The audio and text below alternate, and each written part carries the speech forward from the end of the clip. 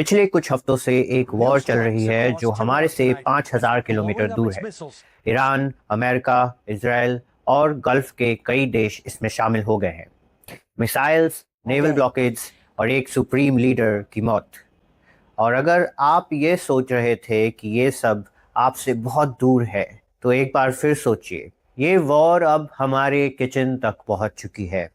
हमारे गैस के prices already बढ़ चुके हैं, हमारे फ्लाइट टिकट्स के प्राइसेस बढ़ चुके हैं और हमें हमारे म्यूचुअल फंड्स और स्टॉक्स के भी पोर्टफोलियोज को चेक करना चाहिए, क्योंकि वॉर पहले ही हमारे घर आ चुका है। पूरे देश में गैस एजेंसीज के बाहर क्यूज लग रही है, रेस्टोरेंट्स के पास कमर्शियल एलपीजी खत्म हो रही है। एनआरएआई यानी national restaurant association of India ने सरकार को फॉर्मली एक लेटर भी लिखा है। इसमें यह कहा है कि अगर सप्लाई जल्दी से रिस्टोर नहीं होती है तो देश के 50 से 60% रेस्टोरेंट्स बंद हो सकते हैं। डोमेस्टिक सिलेंडर दिल्ली जैसे शहरों में अब 913 रुपये पर पहुंच चुकी है और सेंसेक्स से इस महीने 39,000 करोड़ का आउटफ्लो हो चुका है। रुपए 92.38 पर आ गया है, जो कि एक रिकॉर्ड लो है। और ये तब है जब ये वॉर अभी सिर्फ कुछ हफ्तों तक ही चला है। और इन सब के बीच हमें खबर आई कि एक शिप जिसके कैप्टन इंडियन थे, जिसमें 1,35,000 टन सऊदी क्रूड ऑयल भरा हुआ था, वो शिप स्ट्रेट ऑफ हॉर्मज़ से गुजर रही थी, जो एक एक्टिव वॉर जोन बन चुका है। उसने अपना पूरा ट्रैकिंग सिस्टम बंद कर दिया ताकि कोई भी उसे डिटेक्ट ना कर सके। अंधेरों में एक लाइव वॉर जोन के बीच वो शिप नेविगेट करती रही और 11 मार्च को मुंबई के जवाहर द्वीप टर्मिनल पर डॉक हुई। वो इंडिया की पहली ऑयल शिपमेंट थी जो इस वॉर के शुरू होने के बाद स्ट्रेट ऑफ हॉर्मज़ से निकली थी। उस कैप्टन ने एक कैलकुलेटेड रिस्क लिया था और इस बार ये रिस्क काम कर गया।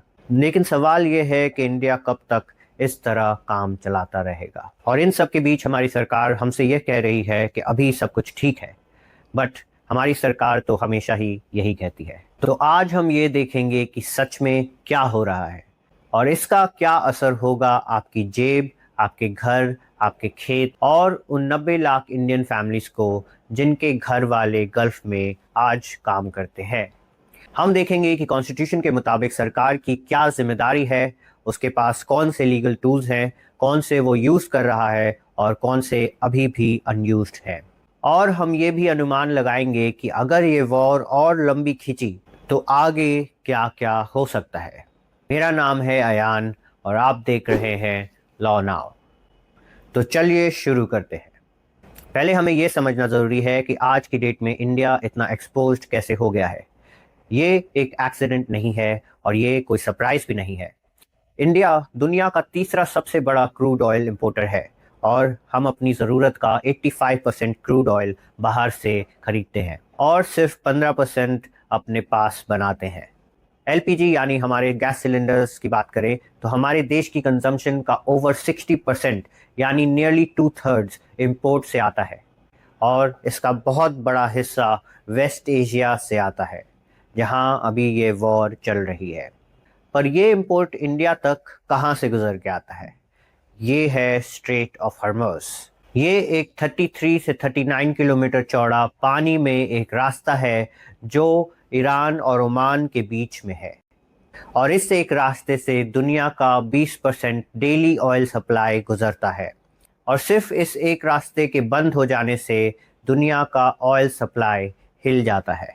अब मैं आपको एक कैलकुलेशन बताता हूं जो आपको याद रखना चाहिए। क्रूड ऑयल के बैरल पे हर $10 की बढ़ोतरी का मतलब है कि इंडिया का एनुअल इंपोर्ट बिल 1,00,000 करोड़ से बढ़ जाता है। सिर्फ $10 से हमें 1,00,000 करोड़ रुपए ज़्यादा खर्च करने पड़ते हैं। और अभी क्रूड ऑयल का प्राइस $85 से $101 प्रति बैरल हो चुका है और अभी तो और भी बढ़ने की आहट आ रही है, क्योंकि ये वॉर कब तक चलेगा ये अमेरिका को भी नहीं मालूम। पर मैं जो ये बात बता रहा हूँ ये ऐसी कोई बात नहीं जो हमारे सरकार को पहले से नहीं पता थी। इकोनॉमिक सर्वे 2024-2025 में गवर्नमेंट ने खुद एक्नॉलेज किया था कि वेस्ट एशिया टेंशंस इंडिया के शिपिंग रूट्स, फ्रेट कॉस्ट और एनर्जी प्राइसेस के लिए एक सीरियस जियोपॉलिटिकल रिस्क है। ये गवर्नमेंट के अपने ऑफिशियल डॉक्यूमेंट्स में लिखा था। ये कोई ब्लाइंड स्पॉट नहीं था, ये एक जानी हुई वनरेबिलिटी थी जो हमें पहले से पता थी।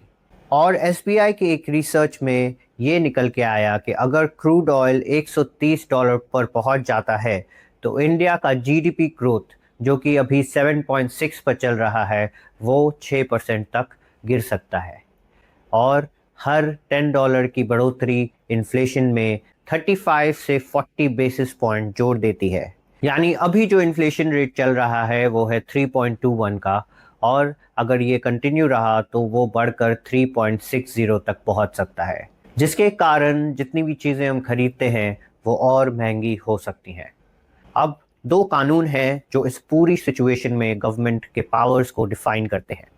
Petroleum and natural gas regulatory board act of 2006, जो इंडिया के गैस और पेट्रोलियम सेक्टर की रेगुलेशन का फ्रेमवर्क देता है, और foreign trade development and regulation act 1992, जो इंपोर्ट और एक्सपोर्ट पॉलिसी को गवर्न करता है, जिसमें गवर्नमेंट के पास ये पावर्स दिए गए हैं कि वो नेशनल इंटरेस्ट में ट्रेड फ्लोस को डायरेक्ट कर सके। हम इन कानूनों पर वापस आएंगे, पर ये वल्नरेबिलिटी हमेशा से थी, वॉर ने सिर्फ इसे ट्रिगर कर दिया।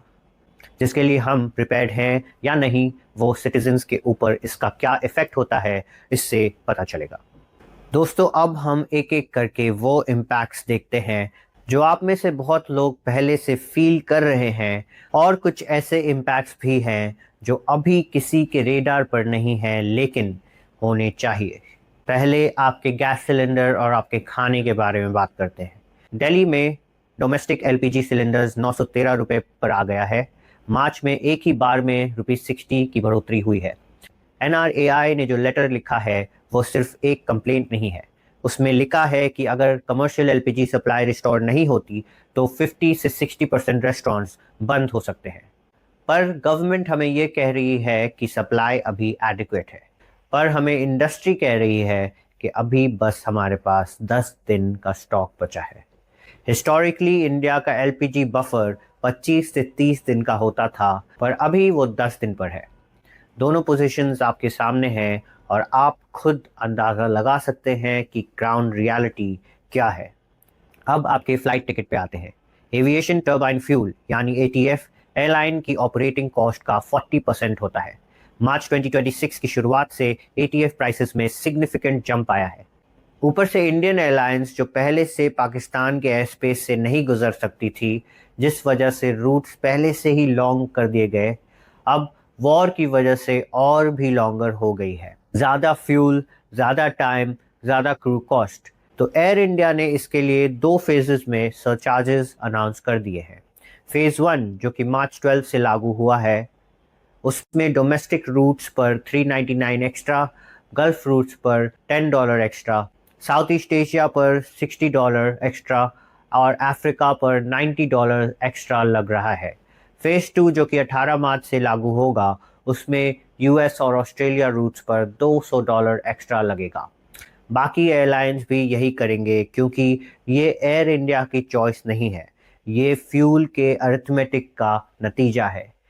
अब आपकी सेविंग्स और हर वो चीज़ जो आप खरीदते हैं उस पर आते हैं। सेंसेक्स ने एक ही ट्रेडिंग सेशन में अप्रॉक्सीमेटली 12 से 13 लाख करोड़ वाइप आउट कर दिए, और इसी महीने 39,000 करोड़ का फॉरेन इन्वेस्टमेंट हमारे स्टॉक मार्केट से बाहर निकाल दिया गया है। रुपए 92.38 पर है और आरबीआई 92.5 का लेवल डिफेंड कर रही है अपने डॉलर्स बेचकर। लेकिन ये सिर्फ ट्रेडर्स की प्रॉब्लम नहीं है। अगर आपकी एसआईपी चल रही है, अगर आपका ईपीएफ में इक्विटी कंपोनेंट है, और अगर आपका कोई भी म्यूचुअल फंड है, तो आप इस सेल ऑफ से डायरेक्टली इफेक्टेड होंगे। और रुपये के गिरने का एक और मतलब ये है कि हर वो चीज़ जो इंडिया इंपोर्ट करता है वो और महंगी होती रहेगी।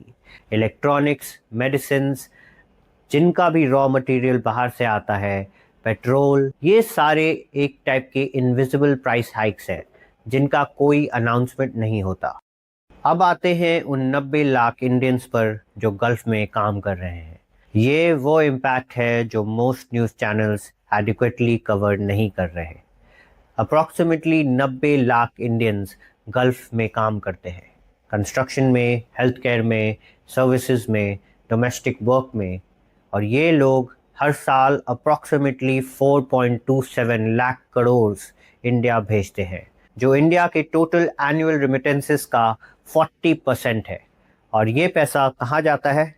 हमारे कॉरपोरेशंस के पास नहीं, वह जाता है सीधा यूपी के गांव में, बिहार के घरों में, केरला की फैमिलीज को और राजस्थान के खेतों में।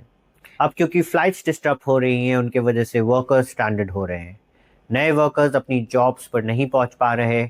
लेकिन फ्लाइट डिस्ट्रप्शन से भी बड़ा रिस्क ये है कि अगर गल्फ इकोनॉमीज वॉर के कारण स्लो हो गए तो हायरिंग भी स्लो होगी, सैलरीज कट होंगी और रिमिटेंसेस पर बहुत बड़ा फर्क आएगा। वो 4.27 लाख करोड़ जो सीधा वर्किंग क्लास इंडियन फैमिलीज को मिलते हैं, वो भी एक तरीके के रिस्क में है। दोस्तों, ये सेक्शन सबसे ज़रूरी है क्योंकि ये वो इम्पैक्ट्स हैं जो अभी आपकी आंखों के सामने नहीं हैं, लेकिन जिनके नंबर्स ऑलरेडी सेट हो चुके हैं। मतलब ये है कि अगर ये वॉर कल भी ख़त्म हो जाए तो भी इन कॉन्सिक्वेंसेस से बचा नहीं जा सकता, क्योंकि जो चेन रिएक्शन शुरू हुई है वो पहले से इन सारी चीज़ों को डिसाइड करेगी। सबसे पहले है आपकी दवाइयाँ। फार्मास्यूटिकल रॉ मटेरियल्स का कॉस्ट ऑलरेडी 20 से 30% एक ही हफ्ते में बढ़ गया है। फ्रेट चार्जेस भी डबल हो गए हैं। इंडस्ट्री का एस्टिमेट है कि इन सेक्टर को 2500 करोड़ से 5000 करोड़ का नुकसान हो सकता है। मेडिसिन की प्राइसेस इंडिया में एनपीपीए यानी national pharmaceutical pricing authority regulate करती है। डीपीसीओ 2013 के अंदर फार्मा कंपनीज कानूनन अपनी कॉस्ट इंक्रीजेस हमारे ऊपर नहीं पास कर सकती एक स्टैट्यूटरी कैप से ज़्यादा, बिना एनपीपीए के परमिशन लिए। फेडरेशन ऑफ फार्मा एंटरप्रेन्योर्स ने एनपीपीए से फॉर्मली रिक्वेस्ट की है कि डीपीसीओ 2000 का पैरा 19 इन्वोक किया जाए, जो एक्स्ट्रा ऑर्डिनरी सिचुएशन में प्राइस रिलीफ अलाउ करता है। इसका मतलब ये है कि फार्मा कंपनीज को प्राइसेस इंक्रीज करने का परमिशन, लेकिन वो परमिशन अभी तक नहीं दी गई है। मतलब कंपनीज दोनों तरफ से स्क्वीज हो रही हैं, और जब कंपनी स्क्वीज होती हैं तो या तो वो लॉसेस अब्जॉर्व करती हैं या सप्लाई कम करती हैं। दोनों केस में इवेंचुअली आपकी फार्मेसी शेल्फ खाली होती है या मेडिसिन के प्राइसेस बढ़ते हैं। जो कुछ भी बनाया जा रहा है, सीमेंट, स्टील, इंफ्रास्ट्रक्चर, इंडिया अपना 68.5% लाइमस्टोन और 62.1% जिप्सम वेस्ट एशिया से लाता है। लाइमस्टोन और जिप्सम सीमेंट के प्राइमरी इनपुट्स हैं। इंडिया अपना 65.8% सल्फर वेस्ट एशिया से लाता है, जो फॉस्फेट फर्टिलाइजर्स बनाने के लिए ज़रूरी है। इंडिया अपना 59.1% direct reduced iron West Asia से इंपोर्ट करता है, जो स्टील प्रोडक्शन का मेन इनपुट है। बस इन 3 नंबर्स को ही मिला लीजिए तो इसका मतलब ये आता है कि इंडिया की हर बड़ी इंफ्रास्ट्रक्चर प्रोजेक्ट, हर हाईवे, हर मेट्रो लाइन, हर हाउसिंग कॉलोनी जो इस वक्त बन रही है या बनने वाली है, उसके इनपुट कॉस्ट ऑलरेडी बढ़ रहे हैं। ये अभी कंस्ट्रक्शन साइट्स पर नहीं दिख रहा, लेकिन 2 क्वार्टर्स में ये दिख जाएगा। अब आते हैं हमारे खेतों पर, फर्टिलाइजर्स और खारिफ सीजन। इंडिया अपने यूरिया और फॉस्फेटिक फर्टिलाइजर्स का ओवर 40% वेस्ट एशिया से लाता है।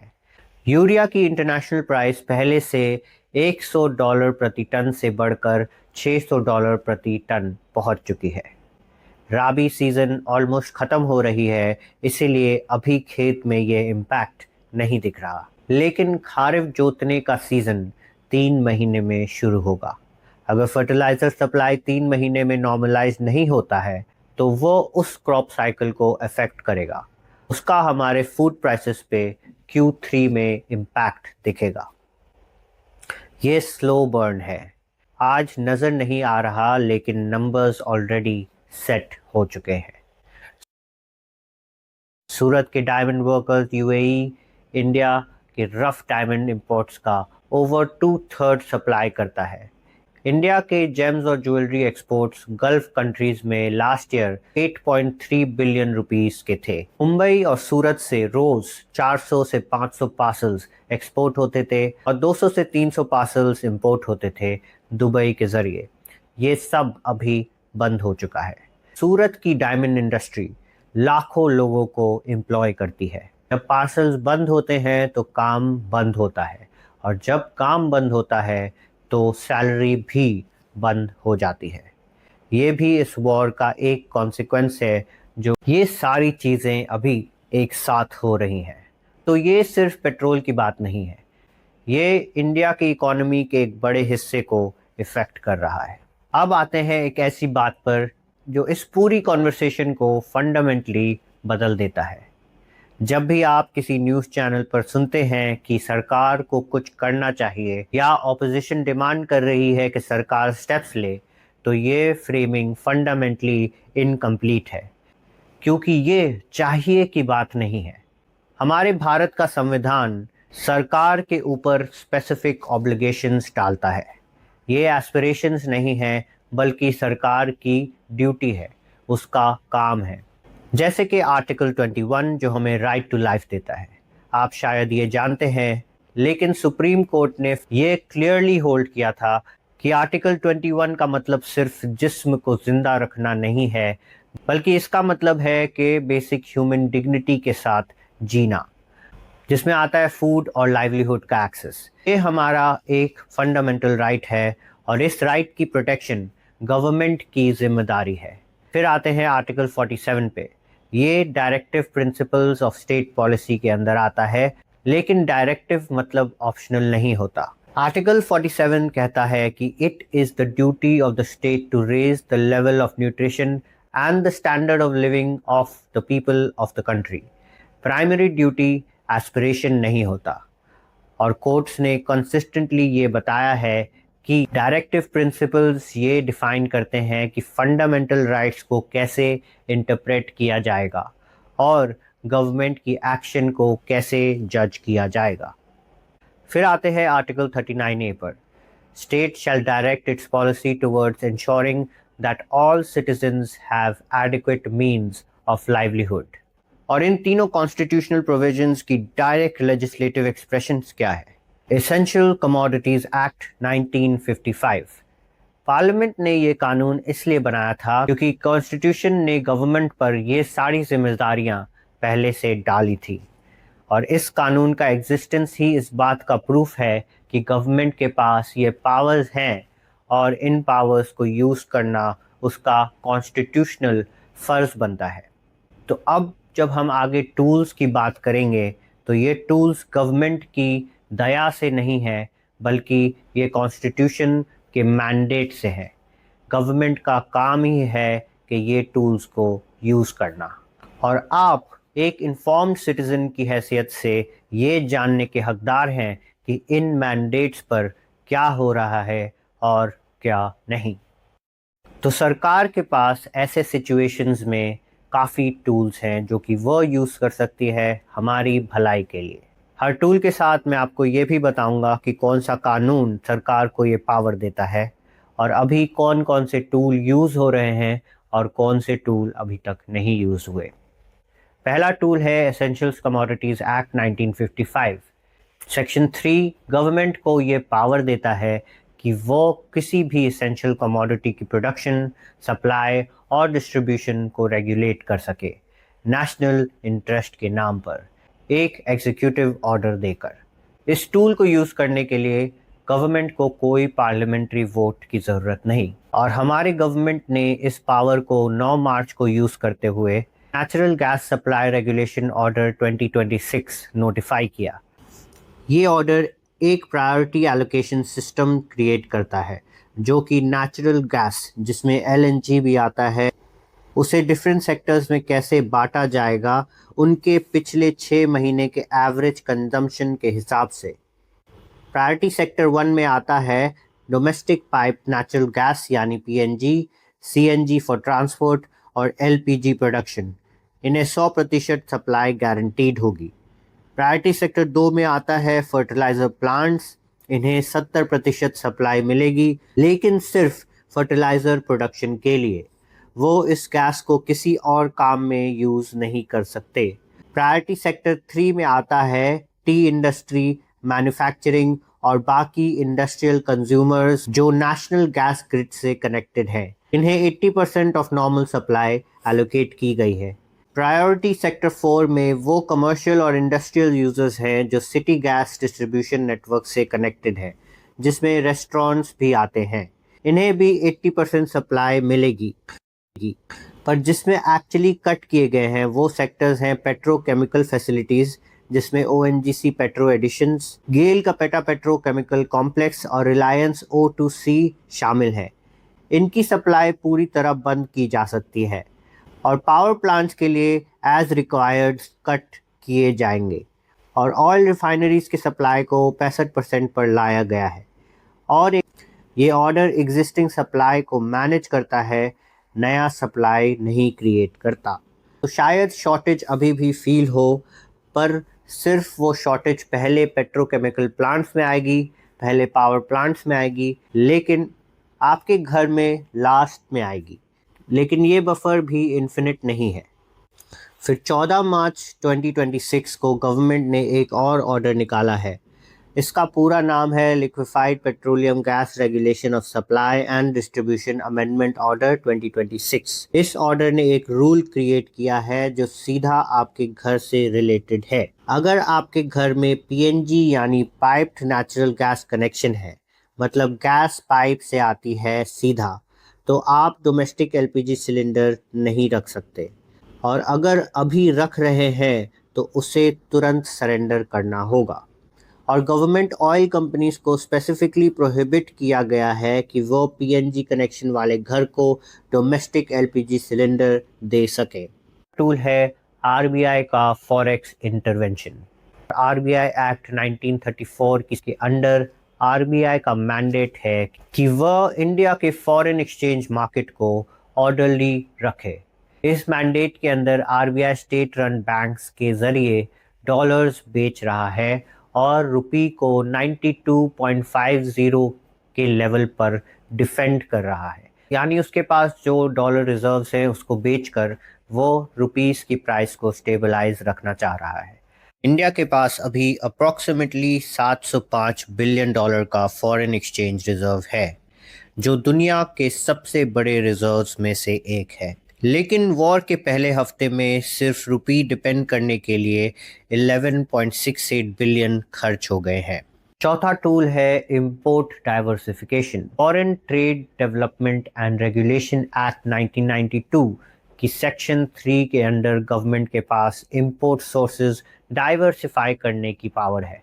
अभी इंडिया का approximately 70% crude non Hormuz root से आ रहा है, जबकि पहले ये 55% था। यूएस गल्फ कोस्ट से 2.2 मिलियन टन का एलपीजी कॉन्ट्रैक्ट साइन हुआ है। 2 नए एलएनजी कार्गोज अल्टरनेटिव सोर्सेज से ऑन रूट हैं। ये सही डायरेक्शन है, लेकिन नया सप्लाई कुछ हफ्ते में फुल्ली ऑपरेशनल होता है। लेकिन अभी जो 10 दिन वाली एलपीजी सिचुएशन है उसका इमीडिएट सोल्यूशन ये नहीं है। टूल है स्ट्रैटेजिक पेट्रोलियम रिजर्व्स ISPRL, यानी Indian strategic petroleum reserves limited के पास 3 अंडरग्राउंड स्टोरेज फैसिलिटीज़ हैं। विशाखापट्टनम में 1.3 मिलियन मेट्रिक टन, बेंगलुरु में 1.5 million metric ton and Padur में 2.5 मिलियन मेट्रिक टन। कुल मिलाकर 5.33 मिलियन मेट्रिक टन का स्ट्रैटेजिक रिजर्व हमारे पास है।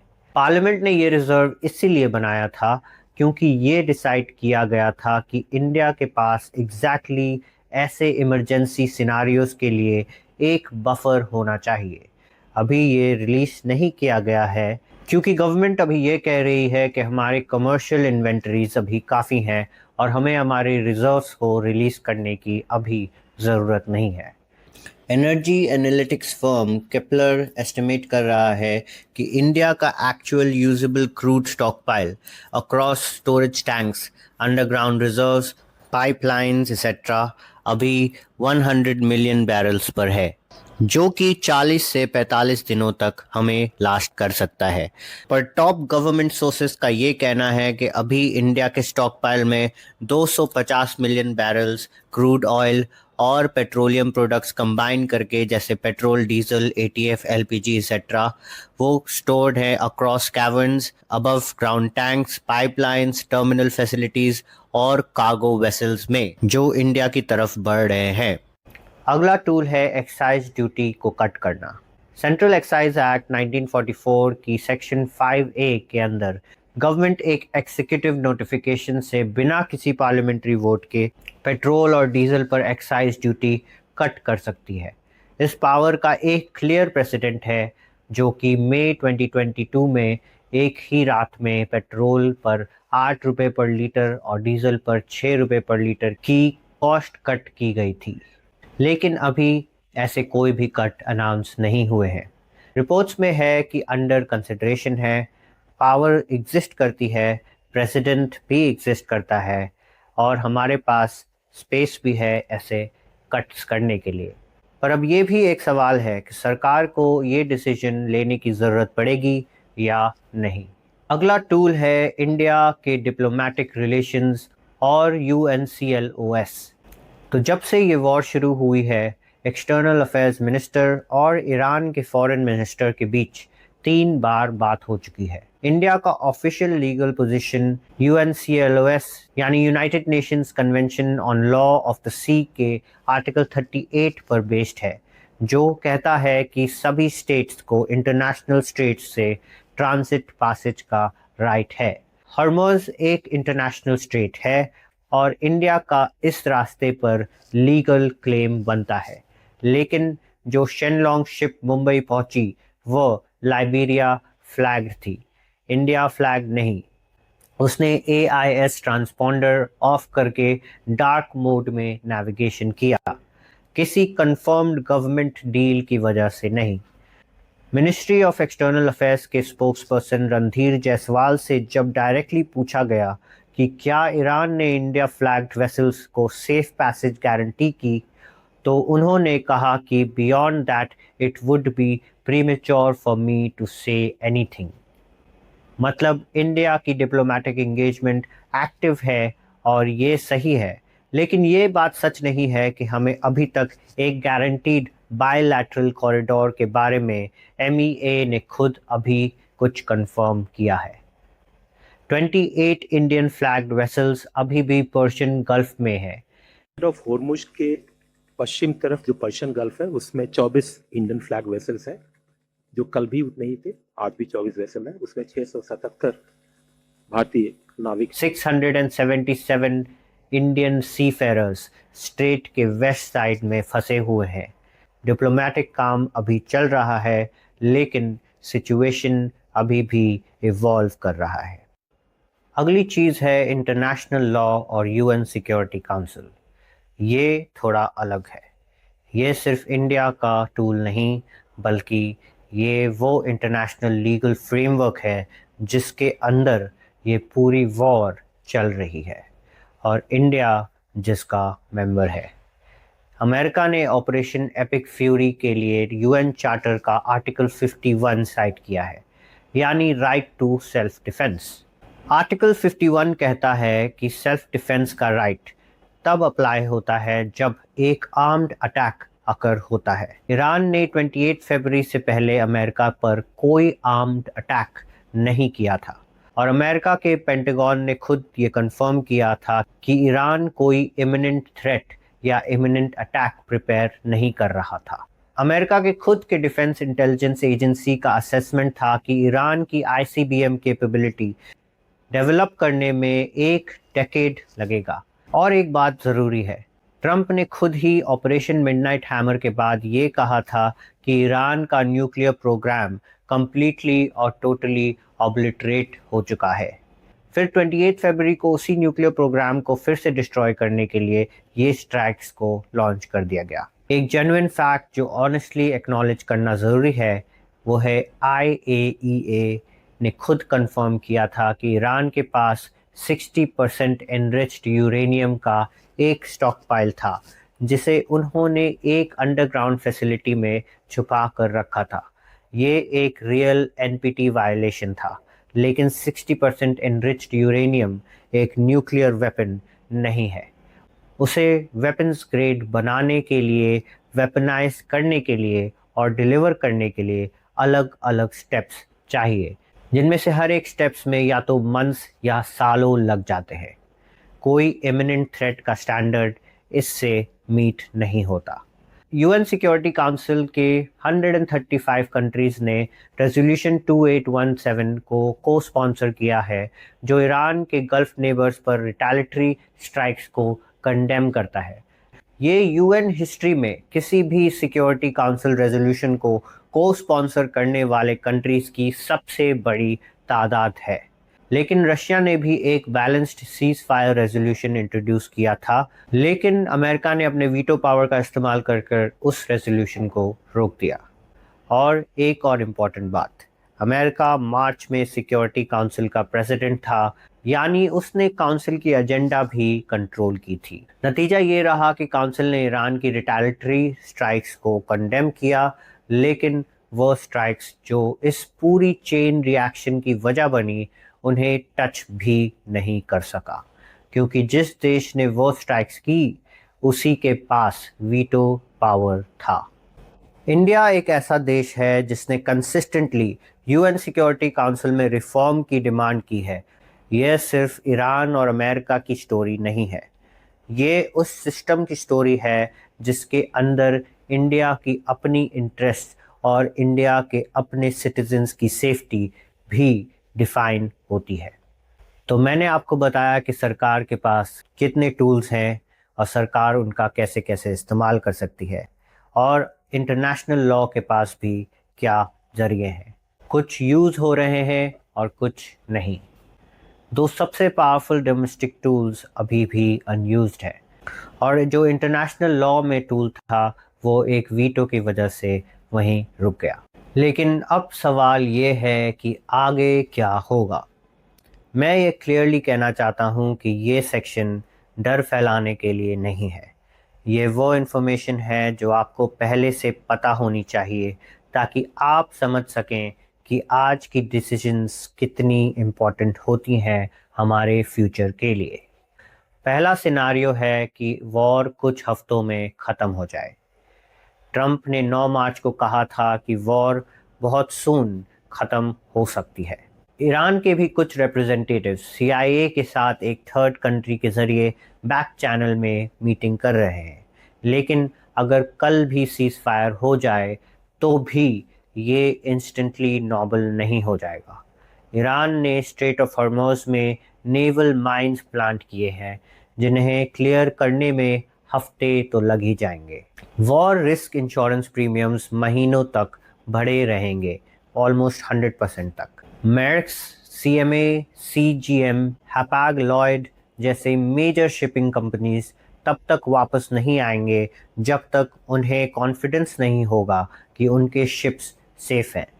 रियलिस्टिक असेसमेंट ये है कि स्ट्रेट पर full normal traffic cease fire के बाद 4 से 8 हफ्ते में वापस आ सकता है, और इंडिया के LPG सप्लाईज को पूरी तरह नॉर्मलाइज होने में 6 से 10 हफ्ते और लग सकते हैं।